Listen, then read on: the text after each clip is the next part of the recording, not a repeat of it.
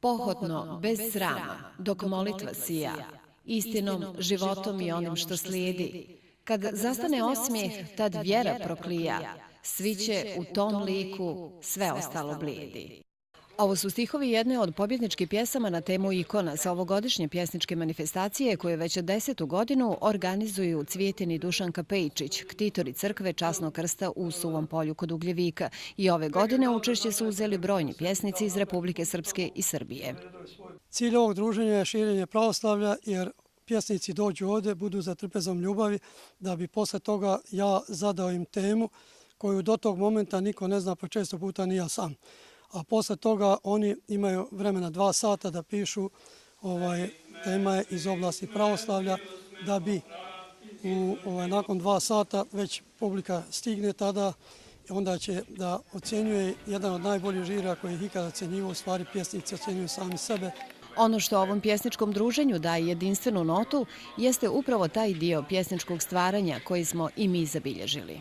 Prva pomisao kad neko kaže ikona, ja pomislim na slavu koju slavim, Svetog Nikolu i uopšte na zaštitnicu žena, Svetu Petku.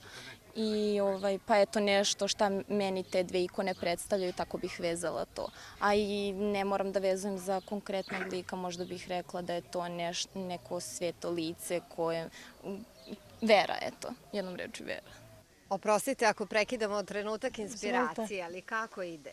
Pa ide, evo dobro. Evo, na primjer, sam početak, opet dođu u Suvom polju, svetom hramu Časnog krsta, da molitvom grehe sperem, da se krstim sa 3 prsta.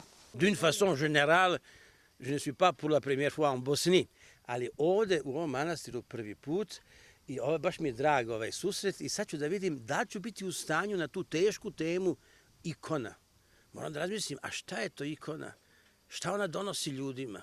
I sama crkva Časnog krsta posjeduje ikone koje su prava rijetkost, poput krvotočive ikone iz sela Derežavina kod Moskve, kopije ikone Presvete Bogorodice Jerusalimske, kao i ikona Svetog Đorđa, koja je stara više od 1 vijeka.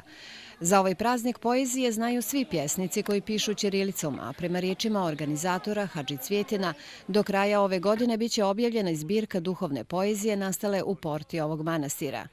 Na kraju ovog pjesničkog susreta obavljena je molitva i pomazanje vjernika svetim uljem, prikupljenim iz svetinja širom svijeta, za koje se vjeruje da ima iscijeliteljske moći.